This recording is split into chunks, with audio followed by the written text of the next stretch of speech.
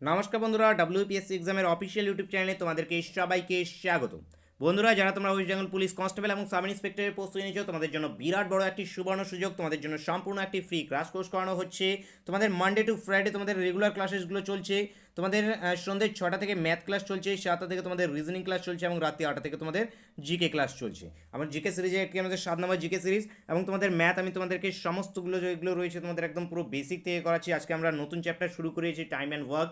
যারা তোমরা ক্লাসটা অ্যাটেন্ড করনি, তোমরা অতি অবশ্যই ক্লাসটা দেখে নেবে। তোমাদের জন্য মোস্ট ইম্পর্টেন্ট, তোমাদের একদম একদম পুরোপুরি বেসিক থেকে শেখানো হচ্ছে। তোমরা একদম উইক রয়েছো ম্যাথে, একদম পুরো একদম অ্যাডভান্স লেভেল পর্যন্ত তোমরা শিখে নিতে পারবে। তোমরা সিরিজগুলো কিন্তু অতি অবশ্যই দেখে নেবে। চলো আজকে দেখে নেওয়া যাক আজকে জিকে ক্লাসে যে সমস্ত কোশ্চেনগুলো নেওয়া হয়েছে, সেই সমস্ত কোশ্চেনগুলো অ্যান্সারগুলো তোমরা ফটাফট জেনে রাখো এবং মাথার মধ্যে সমস্তগুলো সেট করে অবশ্যই রাখবে। জিকে ক্লাস শুধু এখান থেকে পড়লেও হবে না, এর সঙ্গে সঙ্গে তোমরা বাড়িতেও কিন্তু প্রচুর পরিমাণে জিকে তোমরা পড়বে। এবং ম্যাথ যেগুলো রয়েছে, ম্যাথ রিজনিং যেগুলো আমি করাচ্ছি, এগুলো জাস্ট তোমরা যে ভিডিওগুলোই দেখে নাও, তাহলেই কিন্তু তোমরা 100% তোমরা অবশ্যই সমস্ত কোশ্চেনকে কমন পেয়ে যাবে। কিন্তু জিকে যত বেশি করে পড়বে তত তোমাদের জন্য বেশি করে ফায়দা, সেই জন্য তোমরা বেশি বেশি করে জিকে পড়া শুরু করো। এই জন্য তোমাদের জন্য আমাদের টেলিগ্রাম গ্রুপে ডেলি মক টেস্ট কুইজ চলছে। যারা জয়েন নেই অতি অবশ্যই জয়েন হয়ে যাবে, লিঙ্ক ভিডিও ডিসক্রিপশনে দেওয়া রয়েছে। চলো বন্ধুরা, আর দেরি না করে আমরা আজকের ক্লাসের কোশ্চেনগুলোকে দেখে নিই। বন্ধুরা, ভিডিওকে এখন একটি লাইক না করলে তাড়াতাড়ি একটি লাইক করে দাও, চ্যানেলকে এখনো সাবস্ক্রাইব না করলে তাড়াতাড়ি সাবস্ক্রাইব করে নাও। বন্ধুরা, অন স্ক্রিনে তোমরা আজকের ক্লাসের ফার্স্ট কোশ্চেনটা দেখতে পাচ্ছ। ফার্স্ট কোশ্চেনটা মোস্ট ইন্টারেস্টিং এবং মোস্ট ইম্পর্টেন্ট একটি কোশ্চেন। বারবার কোশ্চেনটা কিন্তু এক্সামের রিপিট হয়। কি বলা হয়েছে? সুন্দরবনকে ওয়ার্ল্ড হেরিটেজ সাইট আখ্যা দেওয়ার কারণ কি? তাহলে সুন্দরবনকে ওয়ার্ল্ড হেরিটেজ সাইটের আখ্যা দেওয়া কি জন্য হয়েছে? এটা কি প্রচুরবার বারবার রিপিট হয়। তোমরা পরীক্ষা যেগুলো রয়েছে, তোমাদের চাকরি পরীক্ষা ডাব্লিউবিসিএস বলো, পিএসসি ক্লার্ক বলো, মিসলেনিয়াস বলো, এখানে পুলিশের এক্সাম বলো, প্রিভিয়াস ইয়ার ঘেটে দেখবে তোমাদের প্রচুরবারই কোশ্চেনটা রিপিট হয়েছে। কী হবে এখানে? ম্যানগ্রোভ অঞ্চল। কী হবে? ম্যানগ্রোভ জঙ্গল। ম্যানগ্রোভ জঙ্গলের জন্য সুন্দরবনকে ওয়ার্ল্ড হেরিটেজ সাইটের ঘোষণা করা হয়েছে। নেক্সট দেখে নেবো নেক্সট পয়েন্টে কী রয়েছে আমাদের এখানে। নেক্সট পয়েন্টে রয়েছে এখানে বন্দে বন্দে মাতরম। বন্দে মাতরম কে রচনা করে? তো বন্দে মাতরম কে রচনা করেছিল? এখানে তোমাদের অপশন রয়েছে বঙ্কিমচন্দ্র, রঙ্গলাল বন্দ্যোপাধ্যায়, রবীন্দ্রনাথ ঠাকুর, রজনীকান্ত। তোমরা যদি ফটাফট যদি অ্যান্সার দিতে চাও, তোমরা ফটাফট কমেন্ট বক্সেও কিন্তু অ্যান্সার দিতে থাকবে। তাহলে এখানে বন্দে মাতরম কে রচনা করেছিল? বন্দে মাতরম রচনা করেছিল বঙ্কিমচন্দ্র। কে হয়ে যাবে তোমাদের এখান থেকে? বঙ্কিমচন্দ্র। বঙ্কিমচন্দ্র বন্দে মাতরম রচনা করেছিলেন। এখান থেকে তোমাদের option A is the correct answer. চলো নেক্সট পয়েন্টে দেখে নিই। নেক্সট পয়েন্টে কী রয়েছে আমাদের এখানে। স্বাধীনতার হীনতায় কে বাঁচিতে চায়? কে লিখেছেন? এই স্বাধীনতার হীনতায় কে বাঁচিতে চায়, এটি কে লিখেছিল? স্বাধীনতার হীনতায় কে বাঁচিতে চায়, এটি লিখেছিল রঙ্গলাল বন্দ্যোপাধ্যায়। কে লিখেছিল? Rangalal Bandyopadhyay. Option D is the correct answer, Rangalal Bandyopadhyay. Next দেখে নেবো নেক্সট কী রয়েছে আমাদের এখানে। নেক্সট রয়েছে এখানে ভারতের জাতীয় কংগ্রেসের কোন অধিবেশনে পূর্ণ স্বরাজ যেটা রয়েছে প্রস্তাবিত যেটা হয়, প্রস্তাব গৃহীত হয়। তাহলে প্রস্তাব গৃহীত হয়েছিল কবে এটি? পূর্ণ স্বরাজ এটি হয়েছিল কোন অধিবেশনে? এটি হয়েছিল লাহোর অধিবেশনে। তোমাদের জাতীয় কংগ্রেসের আমি প্রত্যেকটি অধিবেশনের ইম্পর্টেন্ট যে সমস্ত কোশ্চেন রয়েছে তোমাদের জন্য একটি সেপারেট ভিডিও করে দেওয়া রয়েছে। যারা তোমরা সেই ভিডিওটা দেখোনি, তোমরা অতি অবশ্যই দেখে নেবে, কারণ তোমাদের জাতীয় কংগ্রেস থেকে প্রত্যেকটি, শুধু এখানে ওয়েস্ট বেঙ্গল পুলিশ না, প্রত্যেকটি পরীক্ষাতে এক দুটো কোশ্চেন কিন্তু আসতেই থাকে। সেই জন্য তোমরা সেই ভিডিওটা অবশ্যই দেখে নেবে। সেই ভিডিওটা দেখলে তোমরা কিন্তু একটা থেকে কিংবা দুটি কোশ্চেন অবশ্যই কমন পেয়ে যাবে, যেটা আমরা টপিক ওয়াইজ জিকে যে প্লেলিস্ট রয়েছে সেই প্লেলিস্টটা তোমরা পেয়ে যাবে। তো এখানে কী হয়ে যাবে? জাতীয় কংগ্রেসের পূর্ণ স্বরাজ যেটি ছিল সেটি লাহোর অধিবেশনে। কোথায় এটি? লাহোর অধিবেশনে 1829-এ। 1829-এ লাহোর অধিবেশন। মাথায় রাখবে কোন অধিবেশনে? লাহোর অধিবেশনে। চলো নেক্সট দেখে নেওয়া যাক নেক্সট কী রয়েছে আমাদের এখানে। নেক্সট রয়েছে যুগান্তর পত্রিকার প্রথম সম্পাদক কে ছিল? যুগান্তর পত্রিকার প্রথম সম্পাদক কে ছিলেন? যুগান্তর পত্রিকার প্রথম সম্পাদক ছিল এখানে তোমাদের কারেক্ট অ্যান্সার হয়ে যাবে এখানে Barindra Ghosh. Barindra Ghosh. Option A. Option A is the correct answer. এখানে যুগান্তর পত্রিকার প্রথম সম্পাদক ছিল বরীন্দ্র ঘোষ। সেশনটা ভালো লেগে থাকলে বন্ধুদের সঙ্গে কিন্তু শেয়ার করতে ভুলবে না। বন্ধুদের সঙ্গে কিন্তু হোয়াটসঅ্যাপ গ্রুপে, ফেসবুক গ্রুপে অবশ্যই শেয়ার করে দেবে। নেক্সট পয়েন্টে রয়েছে, নেক্সট পয়েন্টটা কিন্তু বারবার রিপিট হতে থাকে। স্টার মার্ক করে রাখবে, ট্রিপল স্টার মার্ক করে রাখবে। বারবার রিপিট হয় যে মোটর গাড়ির ভিউ ফাইন্ডার হলো একটি, মোটর গাড়ির যে ভিউ ফাইন্ডার হয়ে থাকে, যে ভিউ ফাইন্ডার হয়ে থাকে, সেই ভিউ ফাইন্ডারগুলো যেগুলো রয়ে থাকে সেগুলোতে কী দর্পণ লাগানো থাকে? মানে সেই মোটর গাড়ির যে আয়নাগুলো হয়ে থাকে সেগুলোতে কী দর্পণ লাগানো থাকে? সেগুলোতে লাগা থাকে উত্তল দর্পণ। এতে তোমাদের হয়ে যাবে উত্তল দর্পণ। সেখানে কী লাগা থাকে? উত্তল দর্পণ সেখানে লাগা থাকে। মোটর গাড়ির ভিউ ফাউন্ডারের জন্য উত্তল দর্পণ লাগা থাকে। তাহলে option C is the correct answer. Next দেখে নাও নেক্সট কী রয়েছে এখানে। একজন প্রাপ্তবয়স্কের হৃৎপিণ্ড প্রতি ঘন্টায় যে পরিমাণ রক্ত পাম্প করে তা প্রায়, তাহলে কত পরিমাণ রক্ত পাম্প করে একটি মানুষের হৃৎপিণ্ড? একটি মানুষের হৃৎপিণ্ড প্রতি ঘন্টায় 300 লিটার।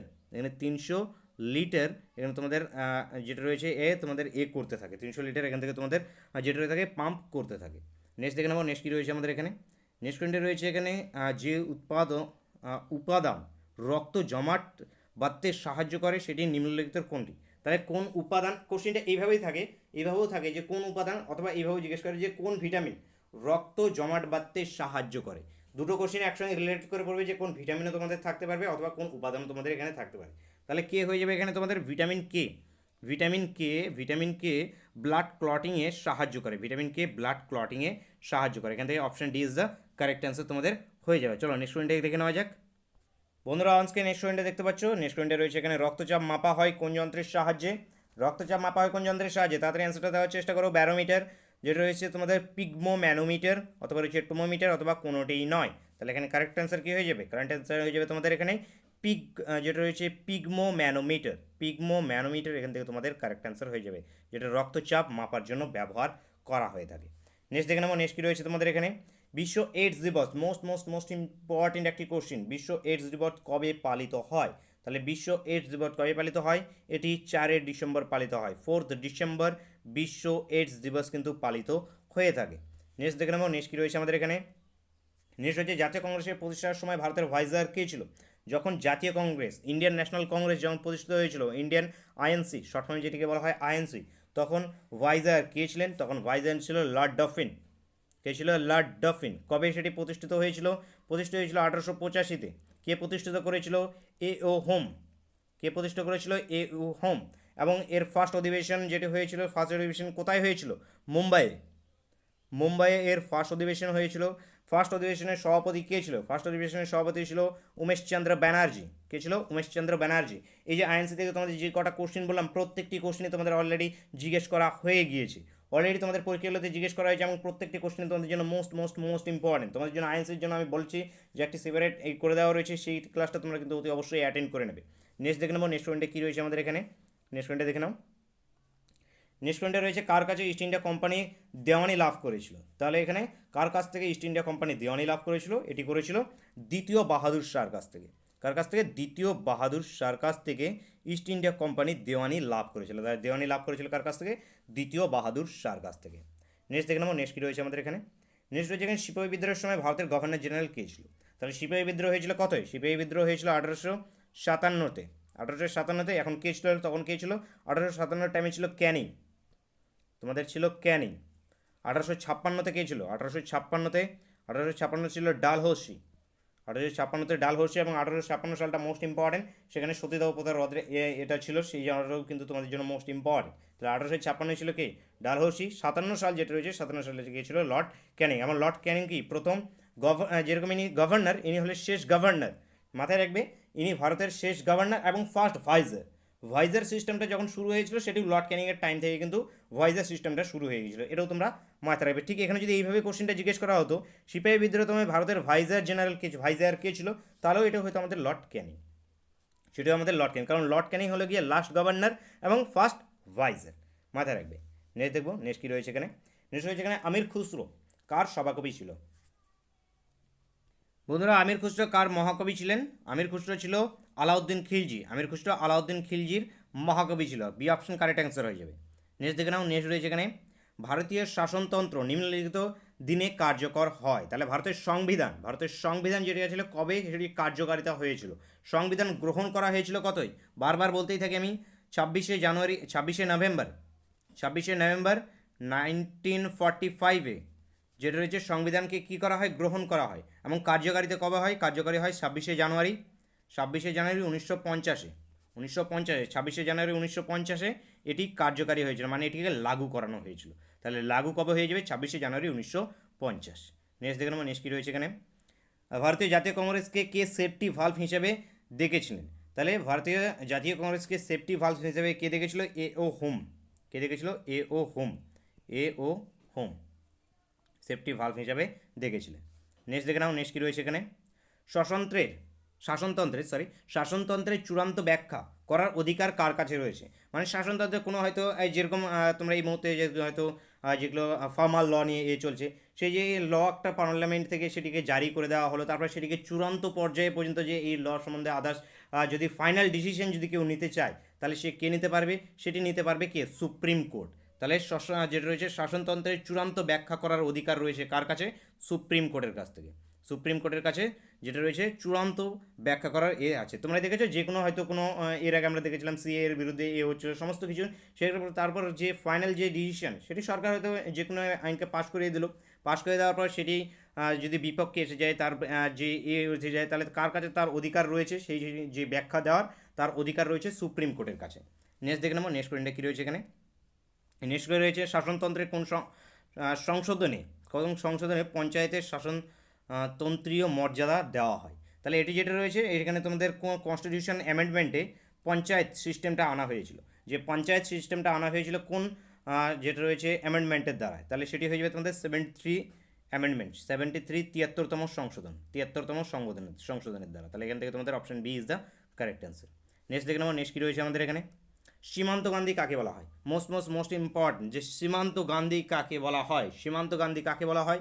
আব্দুল গফ্ফর খানকে, আব্দুল গফ্ফর খানকে সীমান্ত গান্ধী বলা হয়, আব্দুল গফ্ফর খানকে সীমান্ত গান্ধী বলা হয়। Option B is the correct answer, option B এখান থেকে কারেক্ট অ্যান্সার হয়ে যায় আব্দুল গফ্ফর খানকে সীমান্ত গান্ধী বলা হয়। নেক্সট দেখে নাও নেক্সট কী রয়েছে এখানে। অনুশীলন সমিতি কে প্রতিষ্ঠা করে? অনুশীলন সমিতি এটিকে কে প্রতিষ্ঠা করেছিল? অনুশীলন সমিতি প্রতিষ্ঠা করেছিল এখানে সতীশচন্দ্র বসু। কে করেছিল? সতীশচন্দ্র বসু, মাথায় রাখবে সতীশচন্দ্র বসু অনুশীলন সমিতি তোমাদের প্রতিষ্ঠিত করেছিল। নেক্সট দেখে নাও নেক্সট রয়েছে কলকাতা বিশ্ববিদ্যালয় কবে স্থাপিত হয়? Most important question, triple star mark করে রাখবে, ট্রিপল স্টার মার্ক করে রাখবে যে কলকাতা বিশ্ববিদ্যালয় কবে স্থাপিত হয়েছিল। তো কলকাতা বিশ্ববিদ্যালয় যেটি রয়েছে সেটি 1857 সালে স্থাপিত হয়েছিল। এর সঙ্গে আরও একটি কোশ্চেন জিজ্ঞেস করা হয় medical college, Kolkata medical college কবে স্থাপিত হয়? এটি হয় 1835-এ, 1835-এ কলকাতা মেডিকেল কলেজ। এর সঙ্গে সঙ্গে প্রেসিডেন্সি কলেজ কবে স্থাপিত হয়? 1817-তে, 1817-তে প্রেসিডেন্সি, মেডিকেল 1835-এ এবং কলকাতা বিশ্ববিদ্যালয় 1857। এই তিনটে কিন্তু তোমাদের বারবার কিন্তু চাকরি পরীক্ষায় জিজ্ঞেস হয়। নেক্সট দেখে নেবো নেক্সট কি কোশ্চেন রয়েছে আমাদের এখানে। নেক্সট কোশ্চেনটা রয়েছে ভারতীয় জাতীয় কংগ্রেসের প্রথম মহিলা সভাপতি কে ছিলেন? তাহলে ভারতীয় জাতীয় কংগ্রেসের প্রথম মহিলা সভাপতি কে ছিল? এটার জাস্ট নর্মালি এখানে জিজ্ঞেস করা হয়েছে যে প্রথম মহিলা কে ছিল, এবং অপশনের মধ্যে অ্যানি বেসেন্ট এই নামটা নেই। তাহলে অ্যানি বেসেন্ট যদি না থাকে তাহলে এখানে কারেক্ট অ্যান্সার কে হয়ে যাবে? সরোজিনী নাইডু। কিন্তু এনার আগেও কে হয়েছিল? এনার আগেও হয়েছিল অ্যানি বেসেন্ট,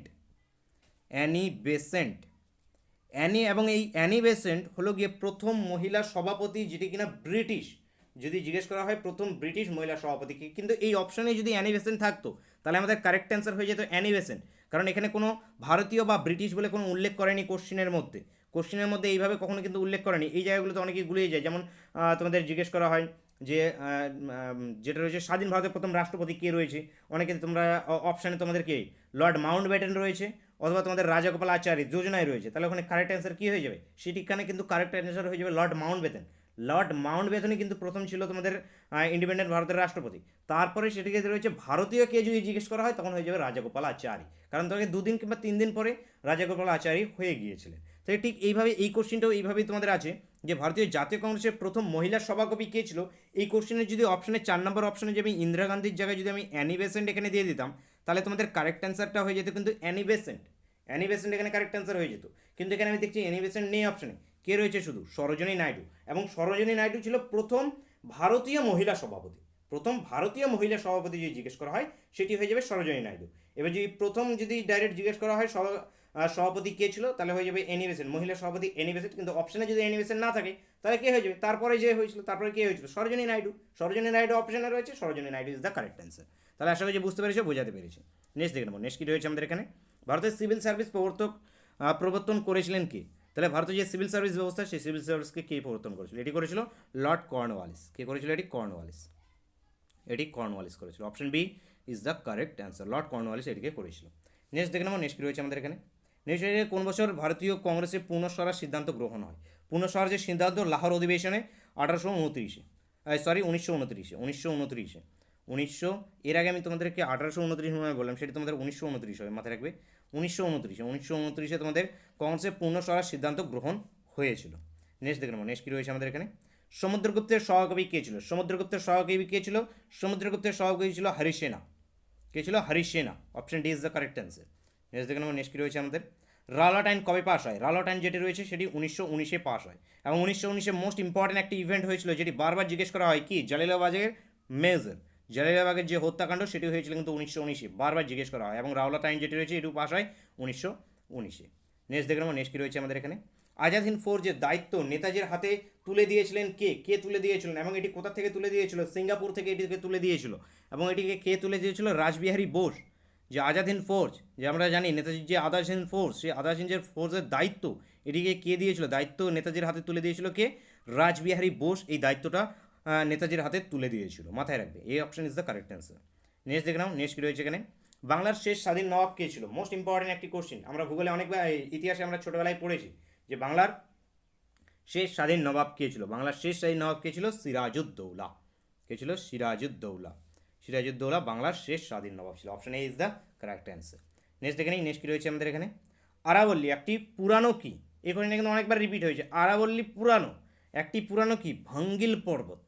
আরাবল্লী যেটি আছে একটি পুরানো ভঙ্গিল পর্বত। মাথায় রাখবে কি? আরাবল্লী একটি পুরানো ভঙ্গিল পর্বত। এখানে এই option is the correct answer. Next দেখে নেবো, নেক্সট কোনটা কী রয়েছে।